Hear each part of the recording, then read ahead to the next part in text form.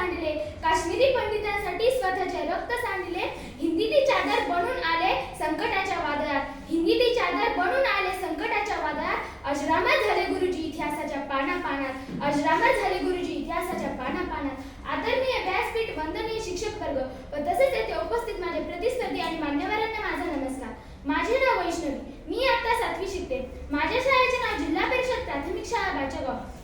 आज मी आपणासमोर एक महान, साहसी आणि प्रेरणादायी युग पुरुष म्हणजेच गुरु तेग बहादर यांची सन्मानाची कथा या विषयावर माझे विचार मांडण्यास उभी आहे.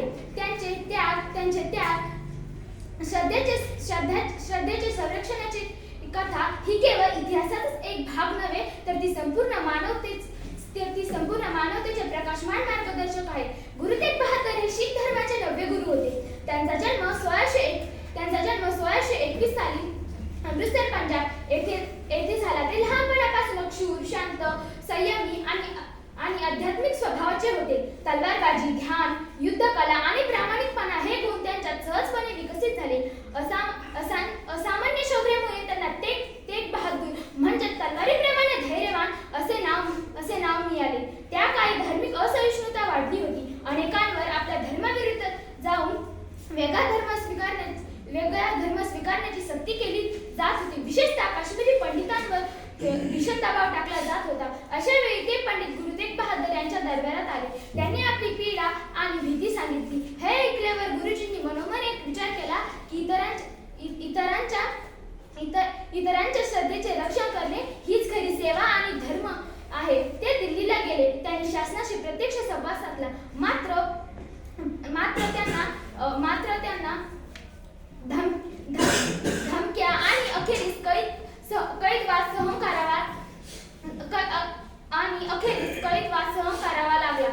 परंतु त्यांच्यावर अनेक अत्याचार होत असत, परंतु तरीही त्यांनी आपला मार्ग हा बदलला नाही. आजही इतिहास सांगतो की त्यांनी स्वतःच्या धर्मासाठी नव्हे तर इतरांच्या धर्मासाठी आपले प्राणार्पण केले. 1675 साली चांदणी चौक येथे त्यांनी आपल्या प्राणाची आहुती दिली. त्यांच्या मृत्यूने नव्हे तर त्यांच्या धैर्याने आणि मानवतेने इतिहास हादरला. आज ते एकमेव अशा व्यक्तीमध्ये गणले जातात की त्यांनी स्वतःच्या धर्मासाठी नव्हे तर इतरांच्या धर्मासाठी आपले प्राणार्पण केले. मित्रांनो, आपण त्यांच्या सन्मानाची कथा जाणून घेणे खूप महत्त्वाचे आहे. त्यांनी आपल्याला शिकवण दिली की आपण मानवतेसाठी नव्हे तर मानवता ही सर्व धर्मात श्रेष्ठ आहे. आज आपण शांततेत जगतो. आपल्याला आपल्या श्रद्धेनुसार जगता येते. परंतु हे स्वातंत्र्य आपल्याला सहजासहजी मिळालेले आहे का? नाही ना. हे स्वातंत्र्य मिळण्यासाठी अशा कित्येक बलिदानांना बळी पडावे लागले. म्हणूनच गुरु तेग बहादर यांचे नाव घेताच आपल्या मनात आदरभाव निर्माण होतो.